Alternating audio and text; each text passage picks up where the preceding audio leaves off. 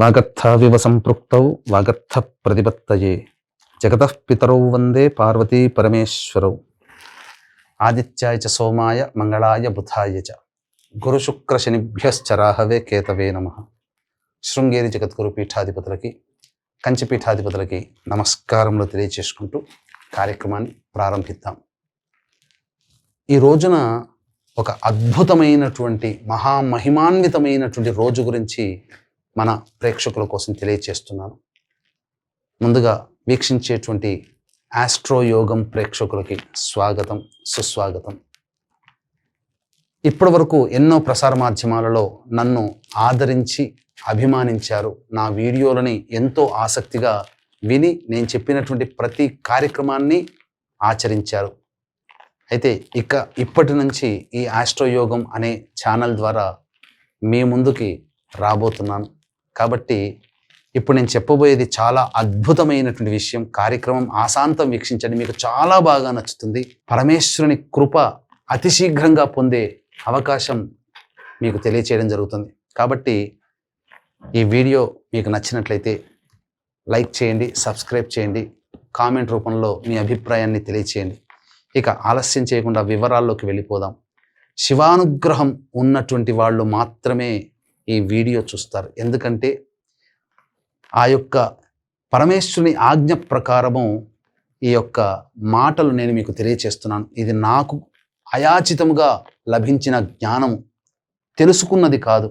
సంక్రాంతి సెలవుల్లో నేను గ్రంథ పఠనం చేస్తున్నప్పుడు ఒక అపారమైనటువంటి శివానుగ్రహం, 100 మహాశివరాత్రులతో పరమేశ్వరుని పూజిస్తే ఎంత పుణ్యమో, ఈ ఒక్క రోజున ఆ పరమేశ్వరుని పూజిస్తే అంత పుణ్యఫలం దక్కుతుందని తెలుసుకున్నాను.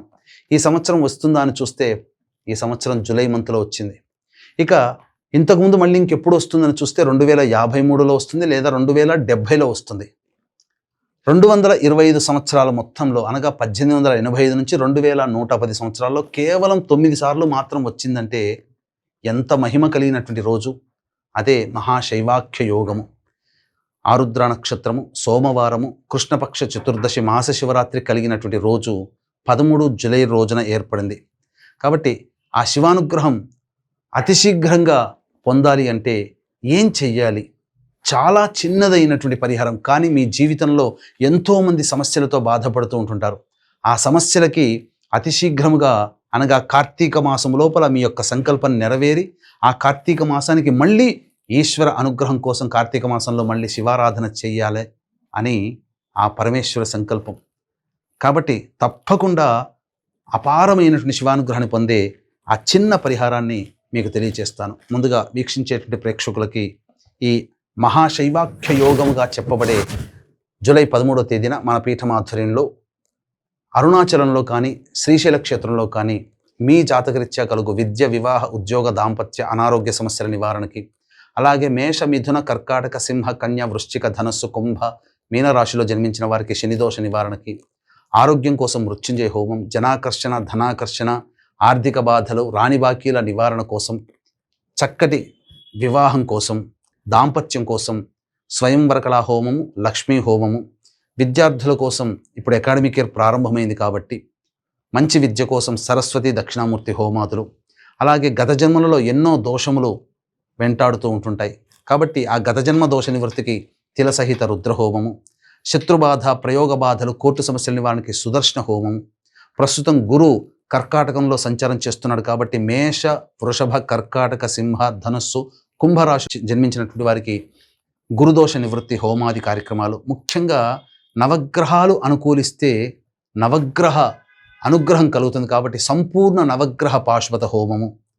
అలాగే ఇప్పుడు ప్రస్తుతం కాలసర్పదోషం నడుస్తుంది. మార్చి నుంచి ఇప్పటి వరకు పుట్టినటువంటి వాళ్ళు, అలాగే గత అనేక సంవత్సరాల్లో కాలసర్పదోషంలో జన్మించినటువంటి వారికి కాలసర్పదోష నివారణ పూజాది హోమాది కార్యక్రమాలు జరిపించి కరుంగలి మాల ఇవ్వడం జరుగుతుంది.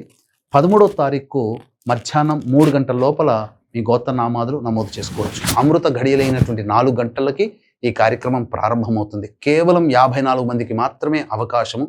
ఇంకా సభ్యులు పెరిగారు అని అంటే బ్రాహ్మణుల్ని ఎక్కువగా పెట్టి ఈ కార్యక్రమాన్ని నిజాయితీగా, నిబద్ధతగా, నియమనిష్టలతో చేయించడం జరుగుతుంది. తర్వాత వీడియోలు కూడా పంపించడం జరుగుతుంది. ఇక ఈ రోజున మీరేం చెయ్యాలి? ముందు రోజు ధూమపానము, మద్యపానము, మాంసాహారము, దాంపత్యము పనికిరాదు. అల్పాహారము టిఫిన్ చేసి నిద్రపోండి. ఉదయాన్నే లేచి కాలకృత్యాదులు తీర్చుకొని సూర్యుడికి నమస్కారం, సూర్యాష్టకం 6 సార్లు పారాయణం చేసి శివచిత్ర పరివార పటానికి మల్లెపూలు లేదా జాజిపూల మాల వేసి ఆవు నేతితో దీపారాధన చేసి శివ సహస్రనామం, లలితా సహస్రనామ పారాయణం చేయండి.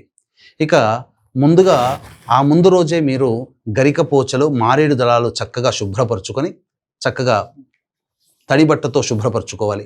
ముందుగా పెట్టుకొని సహస్రనామ పారాయణ తదనంతరం దానిమ్మ పుల్లతో కుంకుమ నీటిలో దానిమ్మ పుల్లను ముంచి ఆ యొక్క శ్రీరామ అనే నామాన్ని ఆ మారేడు దళంలో మీరు రాయాలి, ప్రతి దళంలో రాయాలి. తదనంతరం శివాలయానికి చేరుకొని నవగ్రహాల చుట్టూ శివాయ నమః అంటూ 27 ప్రదక్షిణలు చేసి కాళ్ళు చేతులు కడుక్కున్న తర్వాత ఇక ఈ యొక్క ముందుగా గణపతికి ఆ గరికపోచలు తెచ్చుకున్న దాంట్లో గరికపోచలతో గణాధిపాయ నమః, గణపతయ నమః అంటూ 11 సార్లు అర్చన చేసి నంది దగ్గరికి వచ్చి నంది చెవిలో మీరు ఆ యొక్క సంకల్పం, మీ యొక్క ఏ సంకల్పం ఉందో, మీ కోరిక, మీ కష్టములు ఏమున్నాయో అవన్నీ కూడా నెరవేరాలని నందికి చెవుల్లో చెప్పి నా మాటగా మీ తండ్రికి చెప్పవయ్యా అని చెప్పి నందికి చెప్పి తదనంతరం సుబ్రహ్మణ్య స్వామిని, అమ్మవారిని దర్శించుకొని కుంకుమార్చన అమ్మవారికి జరిపించుకొని అవకాశం ఉంటే దేవాలయంలో కానీ లేదా బాహ్యంలో అనగా బయట శివలింగం ఉంటుంది, ఆ శివలింగానికి పంచామృతాలతో అభిషేకము. తదనంతరం ఇంకా మీకు అవకాశం ఉంటే ఇంట్లోనే గంజి వార్చి ఆరబెట్టి పొడిబారినటువంటి అన్నముతో ఈశ్వరునికి అభిషేకం జరిపించి తెచ్చుకున్నటువంటి మారేడు దళాలతో గరికపోచలతో అర్చన చేయండి. తెల్లటి పుష్పాలతో అర్చన చేయండి, నీలిరంగు పుష్పాలతో అర్చన చేయండి. అలాగే గన్నేరు పుష్పాలు ఇలాంటి అనేక రకాలైనటువంటి పుష్పాలతో అర్చన చేయండి. తప్పకుండా ఆ పరమేశ్వర అనుగ్రహం కలుగుతుంది. ఆ రోజంతా కూడాను మళ్ళీ ప్రదోషకాల సమయంలో శివార్చన చేయండి. రోజంతా శివరాత్రి కంటే 100 శివరాత్రుల కంటే ఎక్కువైనటువంటి ఈ రోజు కాబట్టి జాగరణ, శివనామ సంకీర్తన చేసుకుంటూ జాగారం చేయండి.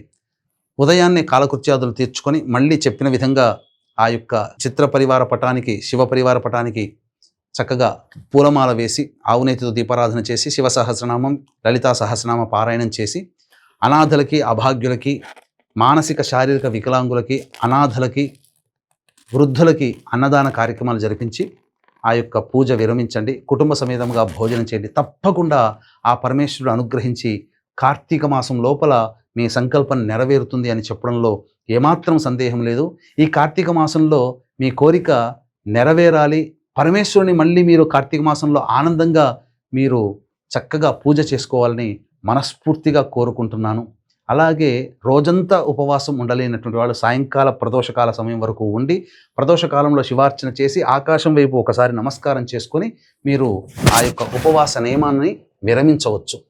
కానీ భక్తి ఏమాత్రము లోటు చేయకండి, విశ్వాసంతో చేయండి.